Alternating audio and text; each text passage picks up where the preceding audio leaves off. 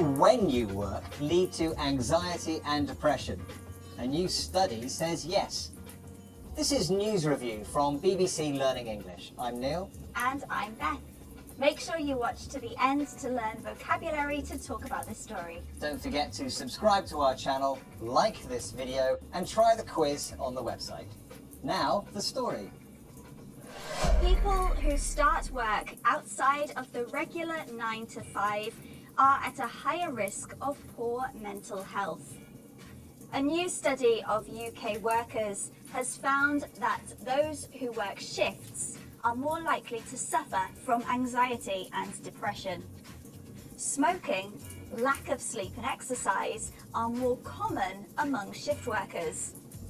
In the study, shifts are defined as work that starts outside of the typical 9 to 5. You've been looking at the headlines, Beth. What's the vocabulary? We have tied to, after all, and odd. This is News Review from BBC Learning English.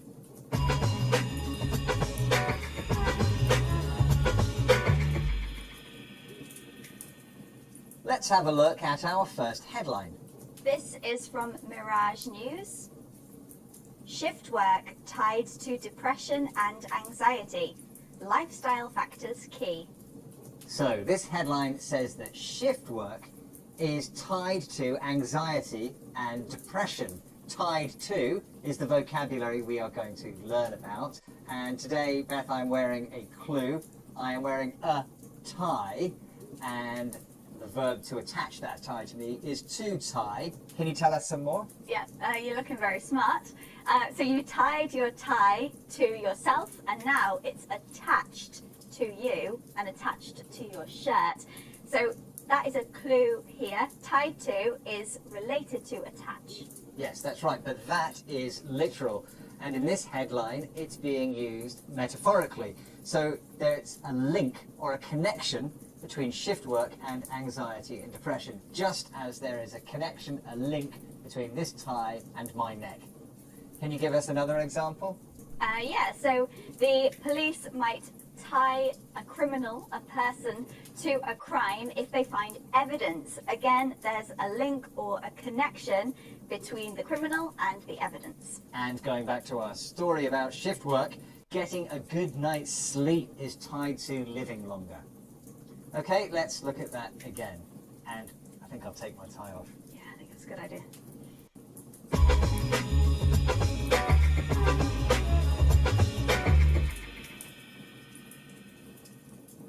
Let's have our next headline. This is from the Mail Online. Why 9 to 5 isn't so bad for your mental health after all. People who do shift work up to 22% more likely to suffer depression and anxiety, study suggests. So, working from 9 to 5, which is regular working hours for a lot of people, isn't bad for your mental health after all. And after all is the expression that we're going to learn about now. Can you explain it more, Beth? Yeah, well, it means that in the end, something was different to what you expected. So people thought that working 9 to 5 wasn't so good for your mental health, but actually it turns out that it's not that bad after all. So it's different to what you expected. Yes, and to give another example, last weekend, my plan was to go to a big outdoor festival, but the weather forecast was terrible, rain was expected. However, the sun came out after all, and so I could go to the festival after all. It wasn't what I expected. Okay, that's good. But I've just thought, remember that meal that you cooked for me? Oh yeah, beans on toast. Yeah, it looked terrible, but actually it wasn't that bad after all. Okay, good. Let's look at that again.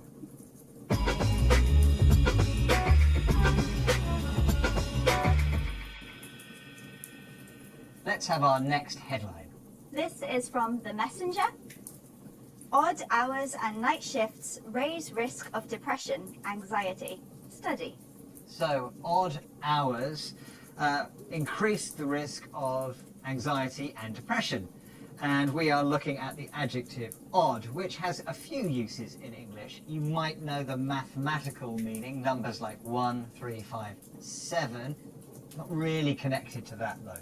It's not really. So if you say something like, that's odd, it means it's a bit unusual. So other adjectives that we use in a similar way are strange and weird.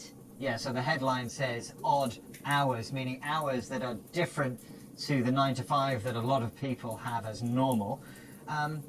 Odd can be quite negative sounding though in English. So how do we use it? Well, it's often used to describe situations. So I have a friend who is always on time, but I met her yesterday, she was late, and I thought, that's odd, she's normally here on time. Yeah, and we can also use it with objects and places. So perhaps you go to a museum and it's full of odd little artifacts. They're a bit strange. Let's look at that again.